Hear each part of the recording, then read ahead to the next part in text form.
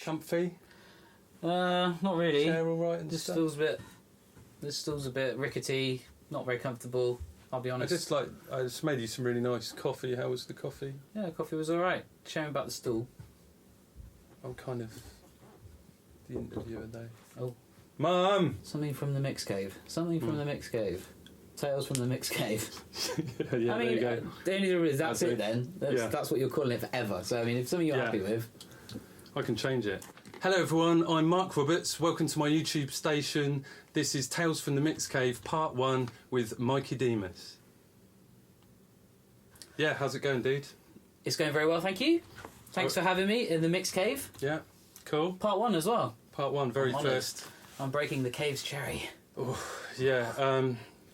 I already know how you're doing, but how you doing? What you up to? What's going on? I'm very good, thank you very much. Been very busy these last couple of weeks, what with being on tour around the United Kingdom and all, and releasing our 7th studio album, Big Tings. Mm-hmm.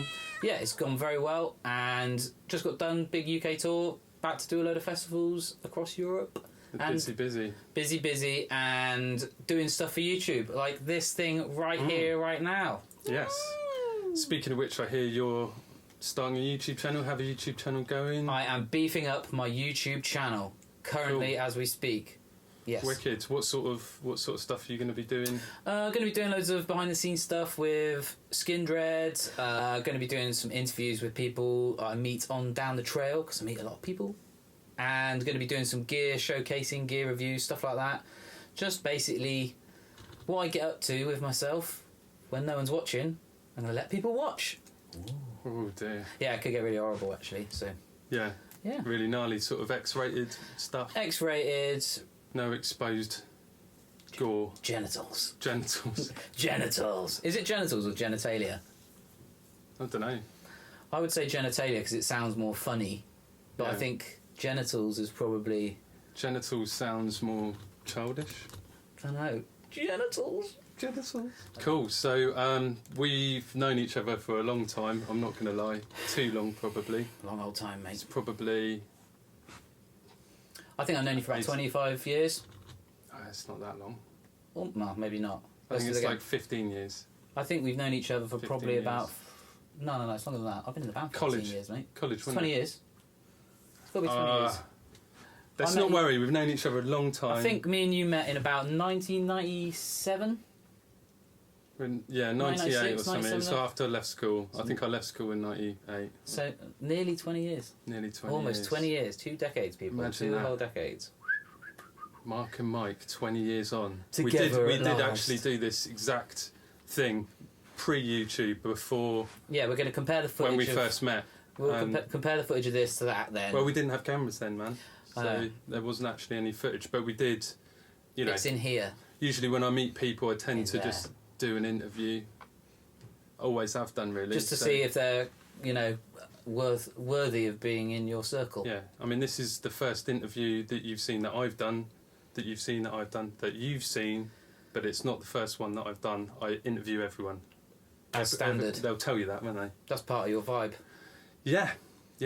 So we used to play in a band called Stoogle back in the day.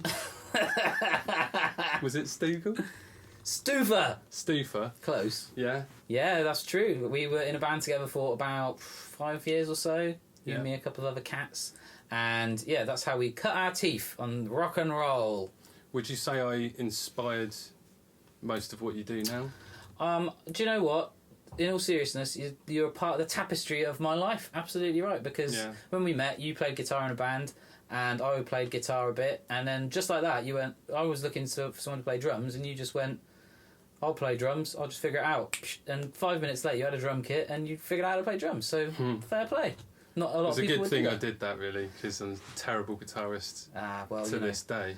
Well, look where it's got you. Yeah. So, not quite getting royalties from Skindred, but I've taking some credit at least, surely. Most of the credit. Getting some kickbacks from the dread. Yeah, cool.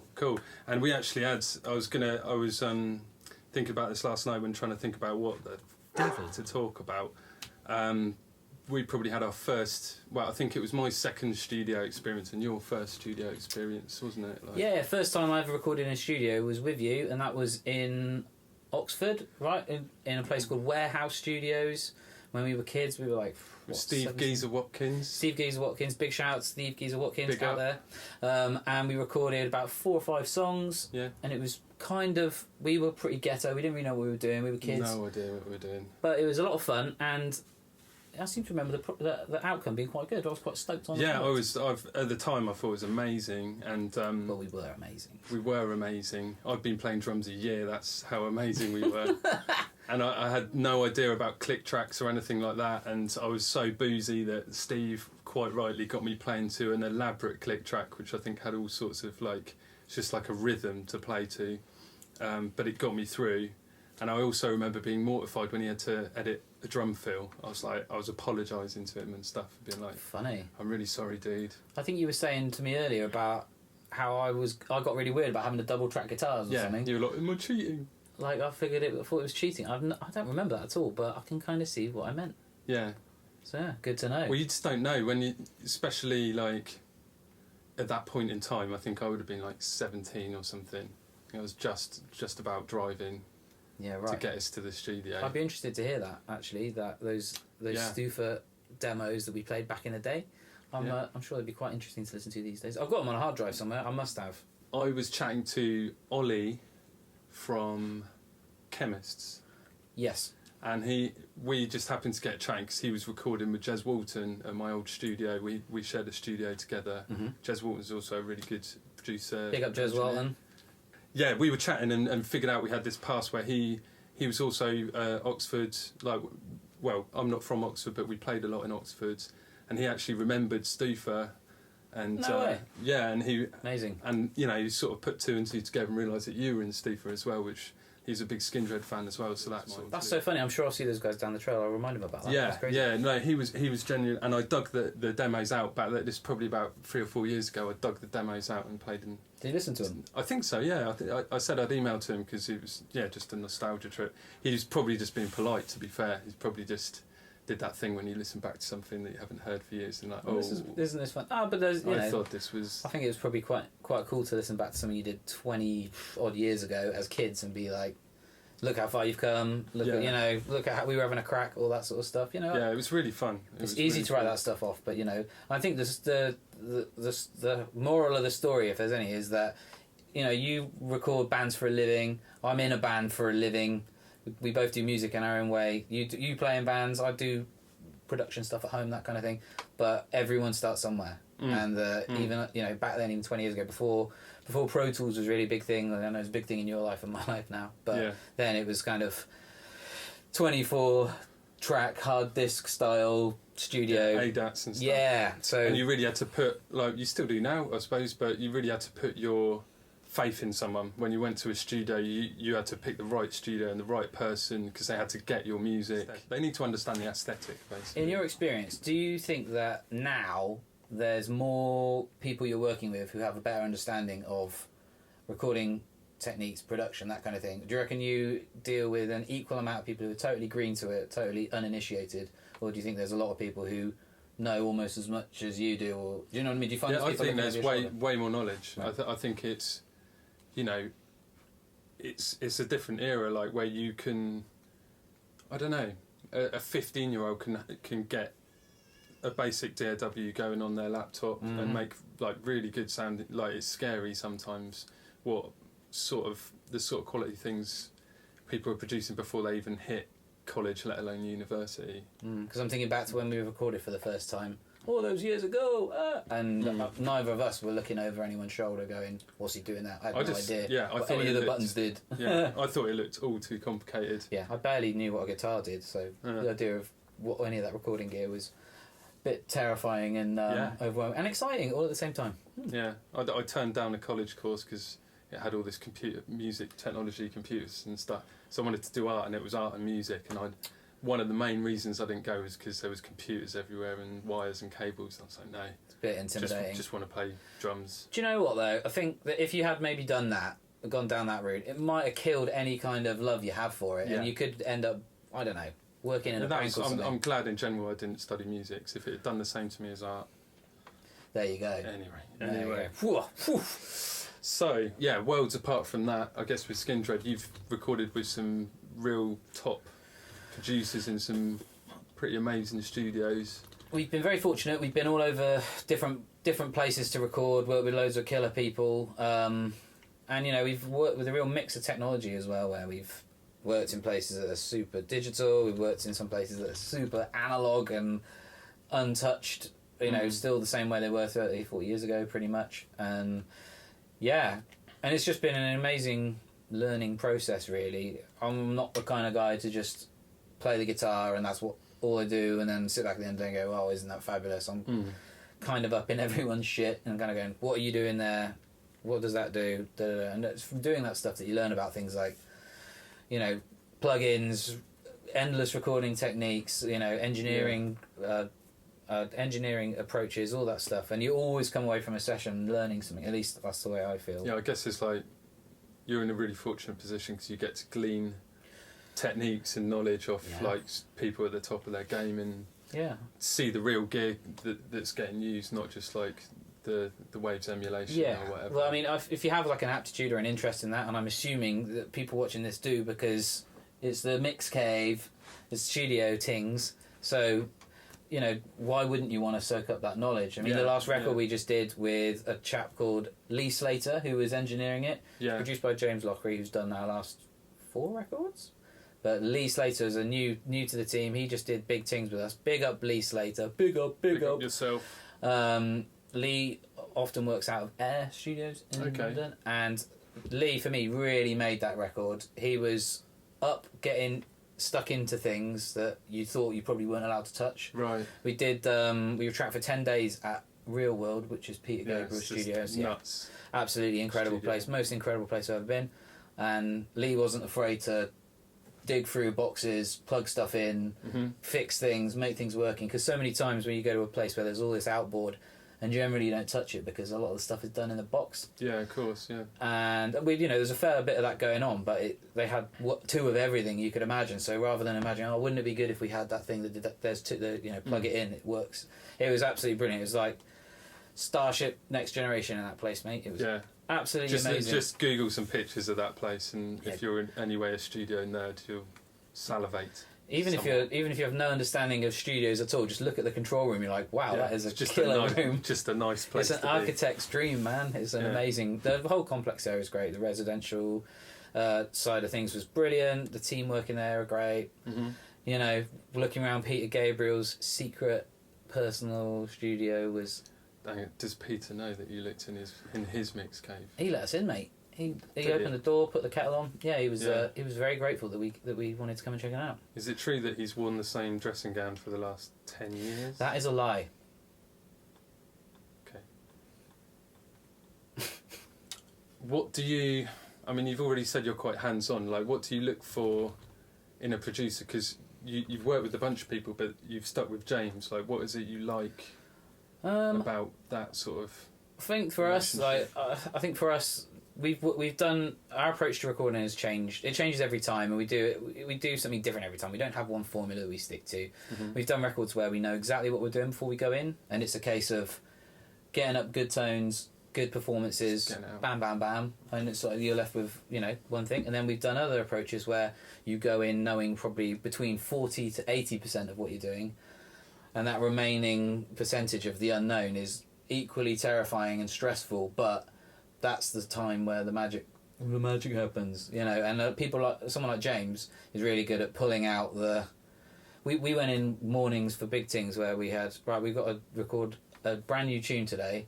We've got a chorus, like a chord progression, and a vocal melody over the top, and nothing else. Yeah. And depending on what he ate for dinner the night before, he'll get up in the morning and go, oh, I had this dream about NERD, and I want to listen to a song, and we'd go and listen to a song, and it'd be like just taking the vibe of a track and applying it to your unfinished skeleton of a couple of riffs, and by the end of the day, you have this sort of behemoth track that you didn't even have yesterday, and now it's there. There is a lot of that. That's pretty amazing. So he can kind of slot in whether you're doing something that's all predetermined, and he's just helping you realise it and find the tones, but equally he can jump in and kind of help, like He's definitely. be a part of it. I guess it's a weird title, but that kind of vibe person. Yeah. Someone who sort of sees a bigger picture. He's really good at that stuff. Do you think he was able to thrive a bit more having Lee really like a hands-on engineer? Oh yeah, I think Real so. world, We've done stuff with James where he's really thrown in the deep end and he's kind of doing everything. Like he's engineering, producing, and then maybe he'll be mixing afterwards. And that amount of workload, something suffers. Mm-hmm. And so when you can totally... And James, trust me, James loves to put his feet up. But when he can put his feet up and just let the engineer do what the engineer's supposed to do, it's better for everyone. And it's brilliant for the project at hand, I think. My favourite experience has been this last record that we just did. I know I'm supposed to say that, but that's the God's honest truth. Yeah. So you've done a couple of records in the States as well, right? We did... Matt Squire, was it? We did a record with Matt Squire. We did a record with Howard Benson, who's a massive US producer, done all kinds of stuff. Google him, he's insane. Matt Squire, we did our second record with, and we did another record in the States, and then we came back to the UK and started working with James around Union Black kind of time, around 2010ish.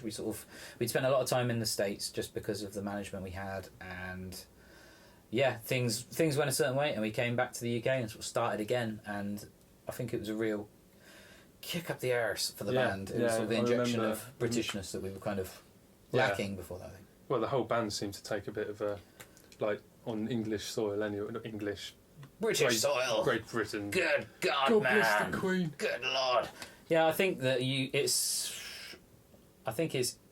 feel it more on home soil where you can see the fruits of your labour. I think you appreciate it more. Yeah, it means more because it's like where you've grown up, I suppose, isn't it? It's harder to take that stuff to heart further from home you are. I mean, it is great, but it's sort of the Big in Japan thing.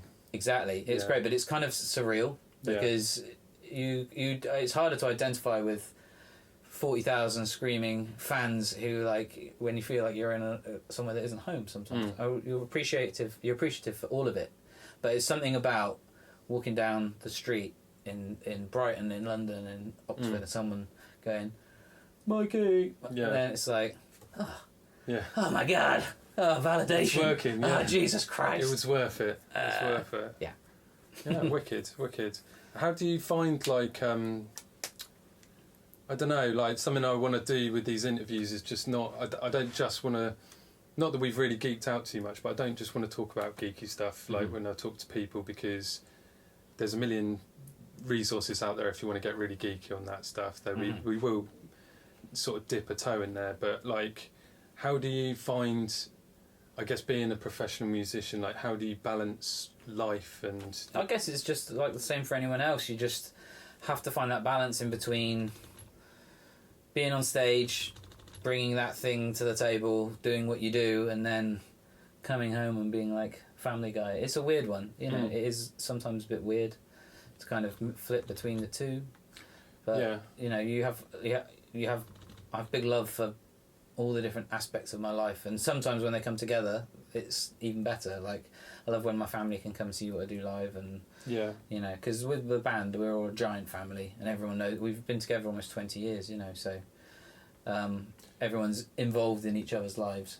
I guess it's really well trodden as well now, though. So also, like, everyone's routine and stuff when it comes to when you turn up at a show, like what happens and making sure you got what you need. And right, yeah, especially when we do like the big headline stuff. It's kind of our show, and so, you know, there's more space for sort of, I wouldn't say put your feet up, but kind of, you're not running around sort of being yes sir, no sir about, like, when you are kind of on a support tour or something where you're on your best behaviour and you're like, breathe in, they're coming. You know, it's... You're along for the... Not along for the ride, but you're... You can be a bit more of a douche. You can walk around going, yeah, man, get out of my way. For God's sake. Help yourself.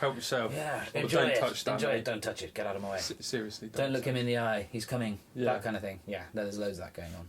Cool. Full on, prima donna, headline tour, Skindred shit. Peeled grapes and Kinder eggs. Yeah, little pimentos and olives being pulled out, 1,000 M&Ms in a brandy glass, all that shit. When the Kinder eggs come out, like, do you put the little toys together yourself, or does someone tend to do that for you? We've got a handler who does that. Okay. And can they double up on monitors or something, superfluous like that? He's an exclusive handler. Okay. Yeah. He exclusively handles. Is he German? No, he's a Welsh man called Chris. Chris Malpas. Yeah, Okay. Chris Malpas, the handler. Yeah. Big up the handler. Big up the handler. What that man can do with a Kinder Egg. Yeah. Fuck me, boy. All right, cool. What's your go-to? Like, this is the ultimate in terms of like not necessarily like the best songs, but like sonically, what gets you going sonically, or what's got you going sonically? What records lately? Yeah, well, tricky. Or something you always go back to, maybe. Something I heard recently that came out this year. New Don Broco record. Okay. Sounds absolutely huge. Production's massive. I never really listened to those guys before. I don't know. They just went on my radar. I'm not that familiar. I know the name and stuff. Yeah, I think the album's called Technology. It sounds absolutely... Are you out with them earlier? No, never met them. Never been... I mean, don't know why I thought that. I know a couple of people who work for them, who might have worked for us in the past, that sort of thing. We've shared crew members and stuff, but... Yeah, their new record came out and it blew me away. Absolutely awesome. So check that out. I'll be checking that out. Huge production, big rock tunes. And yeah, for a record I always go back to that's always like, how did they make it so good? Mm-hmm. I've drunk the Kool-Aid on this one. I know it's favourite yours as well. It's probably Shape of Punk to Come by Refused. Oh yeah. That's a killer record. Everything about it. Love the tunes. Love the production. Yeah, so good. Love the vibe. It's a hell of an album, and I don't think even the band could recreate that if they tried. No, it was one of those little moments of almost making an album bigger than the band or bigger than right. The most arrogant title for an album, but actually it's not arrogant enough for how good that record is. Absolutely amazing it is. Yeah, one you turned me onto was Mute Math. Old Soul, yeah. Odd Soul, yeah. Odd Souls. Yeah, that wicked. album is amazing because it seamlessly goes from like Black Keysy, vibey rock, but with that big punchy bottom end, and then you'll end up in some weird like electronic psychedelic weirdness. Yeah, but if you really need to listen to it as a whole album, because it's like it's literally like, hang on, this is like, I think we were round at a mate's house when you introduced me to it, and I kept being like, is this the same band? Who's this? Like, yeah, they change it up. It's great. Yeah. And we did Soundwave in Australia with them a couple of years ago. I got to meet those guys, and it was watching. I've never those seen them live, man. Man, yeah, they were amazing. And I think the drummer's just left. Which Really? is a real bummer, because he was a big focal point for the band. He's amazing, yeah. Yeah, but and it's worth checking, like looking on YouTube for them as well, because I believe they do like all their own production and stuff, which makes it even more amazing. I don't know if they mix it, but I saw this video of the singer doing like I guess he was doing it in Ableton or something. He was playing an entire song himself on like all this stuff. Yeah. Next level stuff. Yeah. It's worth checking. Super talented, all of them. Brilliant voices, brilliant songwriting, brilliant everything. Another record I'm really into. It's not particularly new, but Sound and Colour, Alabama Shakes. Oh yeah. Me too, man. Love the production on that record. That's another one of those albums I listen to the mix and you just can't. I mean, it's brilliant songs, and the arrangements are what probably help it sound so big and tasty. I think a band like them and a band like ourselves, obviously musically, it's pretty different, but I like to believe that record is a band put in a room doing what they do at their best. Really well produced. Great takes, great performances, but there's not a load of smoke and mirrors. Yeah, no. I feel like a band with us is sort of, if you put us in the room and just press record, it'd be like total car crash. I think there's a lot of sort of a lot of studio happening sometimes. Yeah, they just need like the. I probably shouldn't say that. We sound exactly like you think. Sounds brilliant. Press record. It's great. No smoke and mirrors required. Yeah, I mean the last 3 albums were live, right, Mike? Yeah, correct. I'm kind of shattering the mystery here. Yeah, okay. It's all auto-tuned. Nah. Melodyne. Yeah, well, we can edit that out. Do you have any thoughts when it comes to what's your approach to gear? You like, do you get geeky about it? Do you not worry about it? I try to rein in the geekiness, because I am kind of one of those people who knows silly like model numbers and stuff, and when you find someone else who wants to chat that stuff, you can talk about it, but I try to rein it back for normal the conversation, because otherwise you just become that person. How far does it go? Do you think about preamps and stuff, or do you stop at the mic? Or no, I mean, I'm into every aspect of, from when it comes out of your mind to when it comes out of the speaker back into your mind. Yeah. I like everything in between, you know. And I think it's just, most guitarists are gearheads, and it's sort of, if you're into any kind of production or studio stuff, it kind of spills out into that. So you find yourself getting excited about studio outboard and preamps and mics, and I've seen lots of really cool things recorded that I've used really budget gear and that kind of thing. I think a lot of it's vibe and energy that comes from a band. Mm-hmm. You can get a lot lost in a lot of that kind of gear pretension. I know definitely the same with guitar gear. You know, I like using modelling stuff. I've used modelling stuff. I use real amps. I use real stuff, digital stuff, analog stuff. I don't have this. I won't use this, or I won't use that. You know, it goes the same with plugins. You know, plugins made really cool things available for anybody to be able to use. Yeah. I like an inclusive approach to recording, playing, anything. I'm not a big fan of the snobbery. Yeah. Don't get me wrong, there's nothing better than a really radical piece of gear that there's only 4 of in the world, and oh my god, I get it.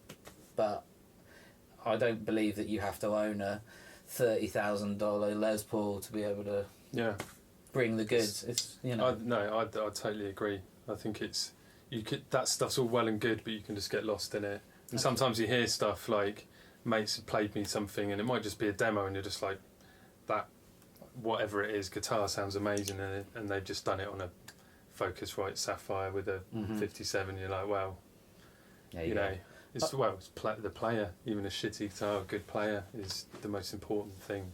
I think it's good to be able to have tools that allow people to create and put it out there. Like you're saying, like having a £200 interface, put it in someone's hands, and they're prolific. They can be constantly working towards like their masterpiece really easy. You know, it doesn't have to be, well, I better save up for 6 years to be able to afford to go to some studio in... Yeah, exactly. You know. It's just mental, and it's great that people can be into that stuff, but I think it's great. Don't let it... You can spend your whole life worrying about that and never get anything done. You just have to crack on. You know, it's not about the next plugin or the next preamp. You know, it's about the next song. Spoken like a true pro. Love it. Just fitting them cliches in there, mate. Cliche! Cliche alert. Say a cliche, Mark. Fix it in the mix.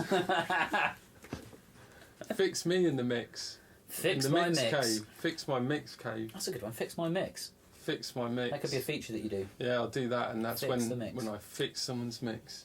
And it could be that someone's already doing that and you get sued. Yeah, hopefully. Hell of a way to start off your YouTube I need a catchphrase, don't I? Like, alright. A sign off. Alright, it's Mark. Alright, it's Mark. Reading. Shut up. Boys, Whitney. Whitney. Oh, right, the place. Yeah.